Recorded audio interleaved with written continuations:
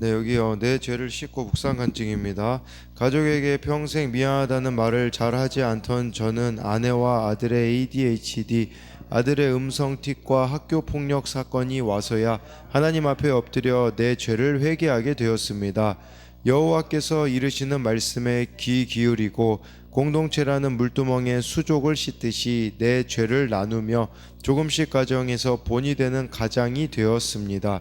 그러자 하나님은 연약한 저를 위해 아내와 아들의 치료비를 감당할 수 있게 하셨습니다. 또한 이기적인 마음에서 이타적인 마음으로 변화시켜 주셔서 가족의 아픔을 함께하며 주일학교 교사로도 섬길 수 있게 하셨습니다. 아들은 초등학교 1학년 때부터 ADHD 치료를 받았습니다. 그런데 약물 부작용으로 갑자기 음성틱이 찾아와 ADHD 치료를 중단할 수밖에 없었습니다. 그러자 아들은 학업에 집중하지 못하는 등 학교 생활에 적응하지 못해 등교를 거부했습니다. 이에 저희 부부는 날마다 공동체에 기도 부탁을 하며 하나님만 의지했습니다. 그런 아들을 잘 아시는 주님은 아들이 중학교 2학년 때 코로나19로 학교가 아닌 가정에서 온라인 수업을 듣게 하시어 음성틱을 조금씩 회복하게 하셨습니다. 또한 아들의 학업과 고등학교 진학을 위해 공동체와 함께 기도했는데 하나님은 아들이 집에서 가장 가까운 학교로 입학할 수 있게 인도해 주셨습니다. 하지만 저는 아들의 증세가 호전되자 욕심이 올라와 아들을 공부시키려는 목적으로 ADHD 치료를 받으며 약을 먹게 했습니다. 그러자 아들은 또다시 음성틱 증상을 보이며 힘들어했고 학원조차 갈 수 없는 상황이 되었습니다. 그 가운데 저는 경제적 어려움이 겹쳐 물질의 훈련을 받게 되었습니다. 그러면서 다시 시작된 아들의 질병 고난에 아들이 나에게 짐이 될까봐 염려하며 하나님의 방법이 아닌 내 방법대로 살고자 했음을 깨닫고 회개하였습니다. 하나님은 날마다 말씀으로 내 생각과 내가 옳다고 여기는 방법대로 사는 대신 하나님의 목적과 방법대로 살아야 함을 일러 주십니다. 이제는 하나님의 백성 중에서 끊어지지 않고자 매일 말씀을 보고 듣고 묵상하며 예수님의 보혈로 내 죄를 씻고 여호와 하나님의 방법대로 살아가길 간절히 기도드립니다.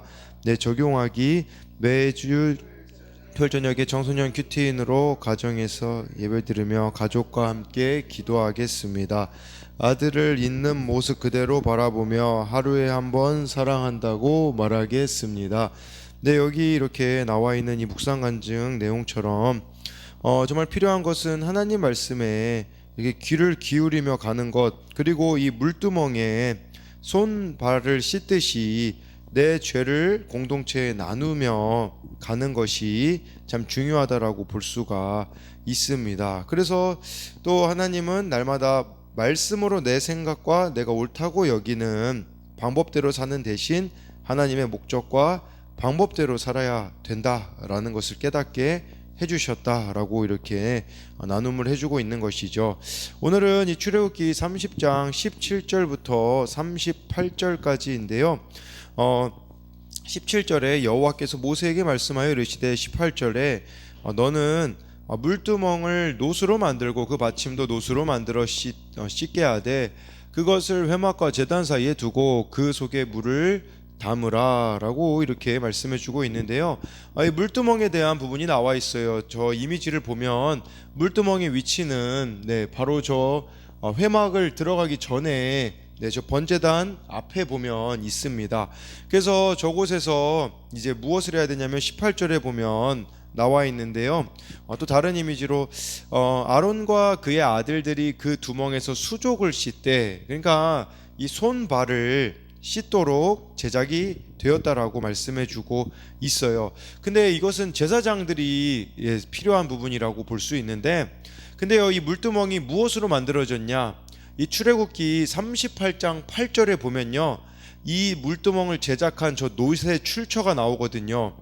회막에서 수종 들던 여인들의 거울로 만들어졌습니다.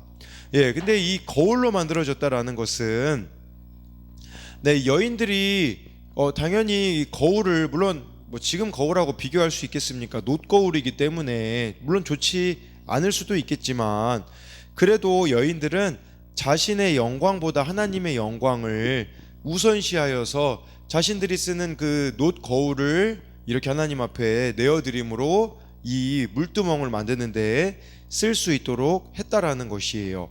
그리고 이 손발을 씻어야 됐는데, 이 물두멍에서 물로 손발을 씻어야 되는데, 아론과 그의 아들들은 몸 전체가 아니라 물로 손과 발을 늘 씻음으로 부정함을 제해야 됐다라는 거죠. 이것은 우리들에겐 그런 의미가 있는 거죠.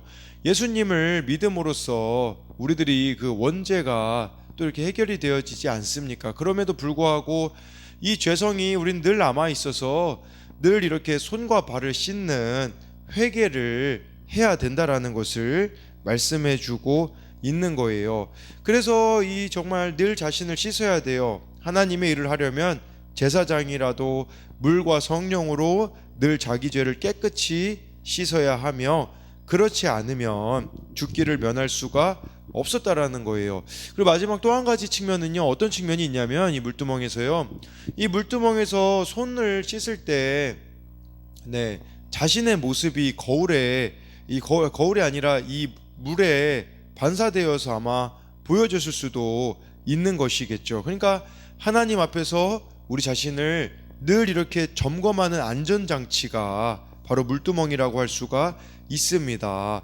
그래서요, 이 17절부터 19절에 대한 적용 질문은, 회막에서 수종 들던 여인이 자신의 놋거울을 내어 주었듯이 자신의 영광보다 하나님의 영광을 우선시하고 있습니까? 내 모습을 보여주어 회개하게 하는 나의 안전장치는 무엇이 있을까요? 그리고요, 모든 일을 함에 있어서 늘 자신의 죄를 먼저 회개하고 있습니까? 20절 21절에요. 그들이 회막에 들어갈 때에 물로 씻어 죽기를 면할 것이요, 제단에 가까이 가서 그 직분을 행하여 여호와 앞에 화제를 사를 때에도 그리할지니라.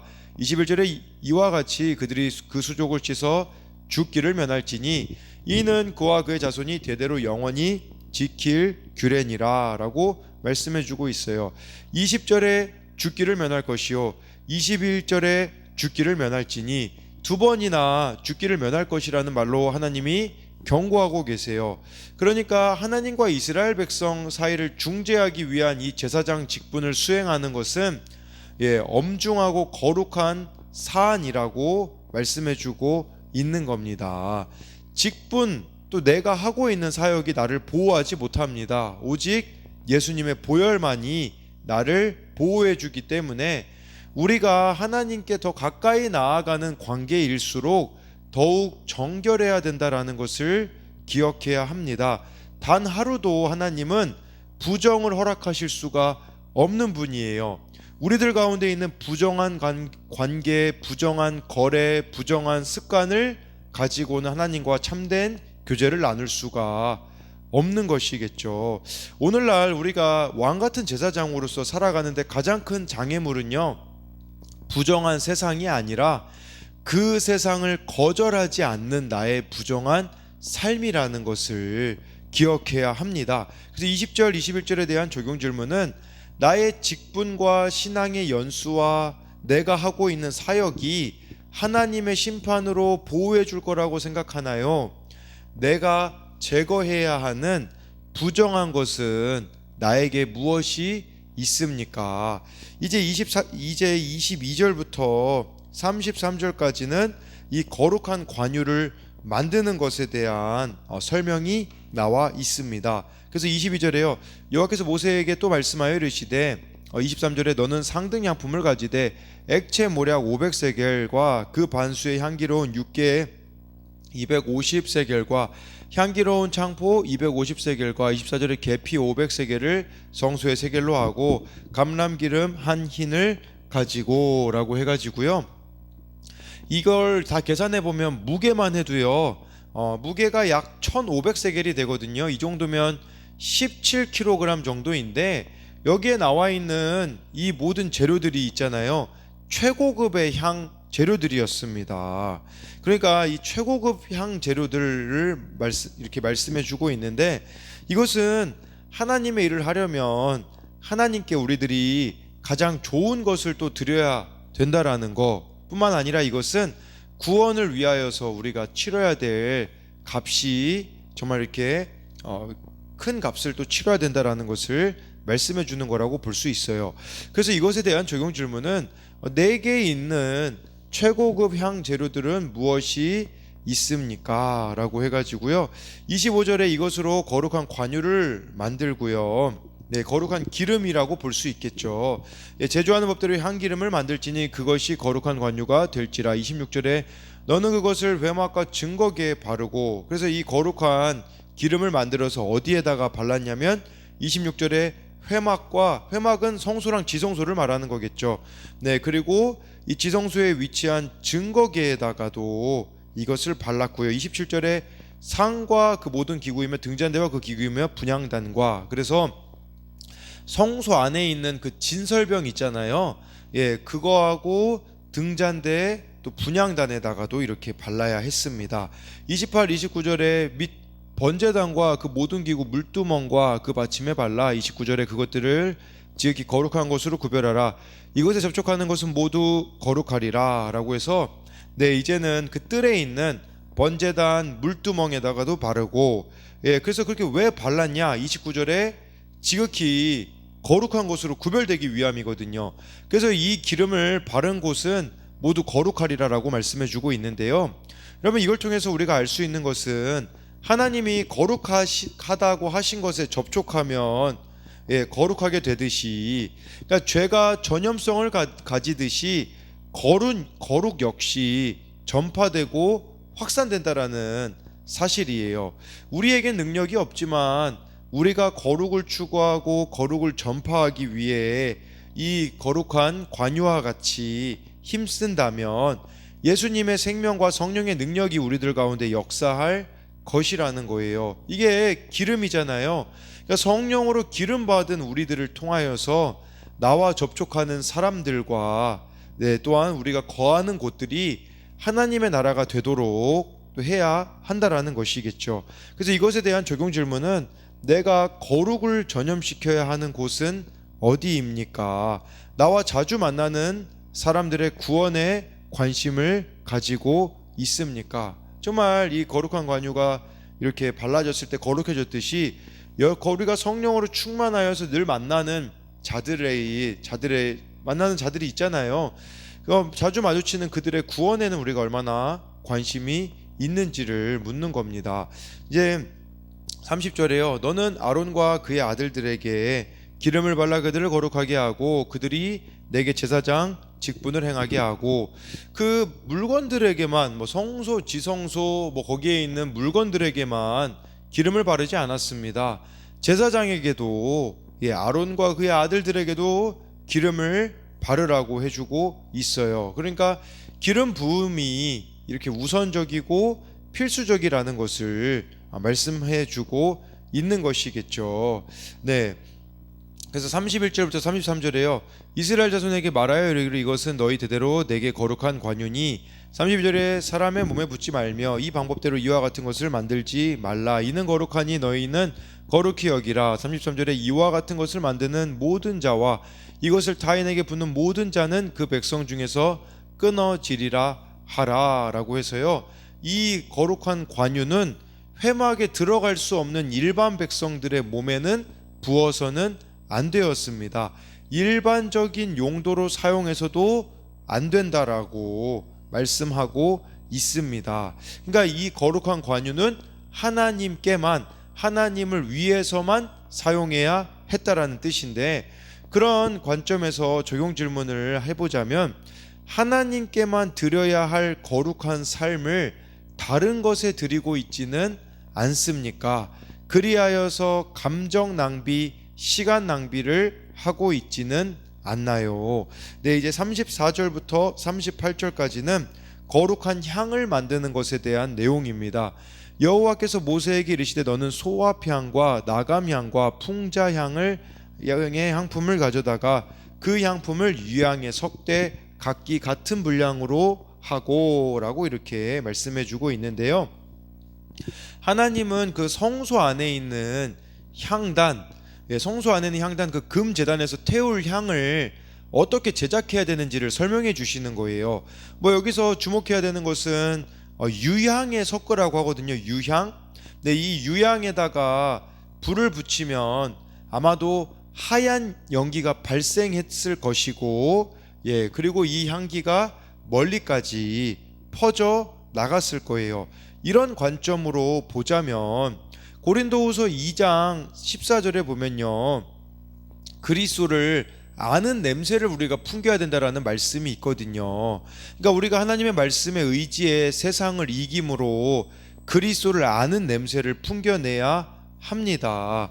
그래서 우리는 정말 성도들은 사람들에게 직접 하나님을 보여줄 수 없잖아요. 그러나 우리가 말씀에 순종하는 모습을 통해 사람들에게 빛을 비춰 보게 하고 향기를 발해서 냄새를 맡게 함으로 하나님의 살아계심을 이 세상에 나타내어야 한다라는 것. 그러니까 정말 이 예수님 그리스도의 향기를 내는 자들이 되어야 된다라고 해석할 수 있는 것이죠. 35절에 그것으로 향을 만들 때 향 만드는 법대로 만들고 그것에 소금을 쳐서 성결하게 하고 라고 해서요, 이 향에 대한 부분이 여기 소금이 또 소금을 쳐서 성결하게 해야 된다라고 하는데, 소금은요 부패를 방지하는 뜻도 있고요, 변치 않는 하나님과의 언약이 있어요. 근데 우리가 어제 이 향이라는 것은 기도라고 했잖아요. 기도가요 그냥 막 내가 원하는 것만 나열하는 게 기도가 아니에요. 소금을 쳐야 된다라는 뜻입니다. 무슨 뜻이겠습니까? 변치 않은 하나님의 언약인 말씀을 붙잡고 기도해야 그 기도가 제대로 될 수 있다라는 것을 우리들에게 말씀해주고 있는 것이죠. 그러니까 말씀에 근거한, 하나님의 약속에 근거한 그 말씀을 붙잡고 하지 않는 기도는 소용이 없음을 기억해야 합니다. 36절에 그 양 얼마를 곱겠지요? 내가 너와 만날 회막 안 증거기 앞에 두라.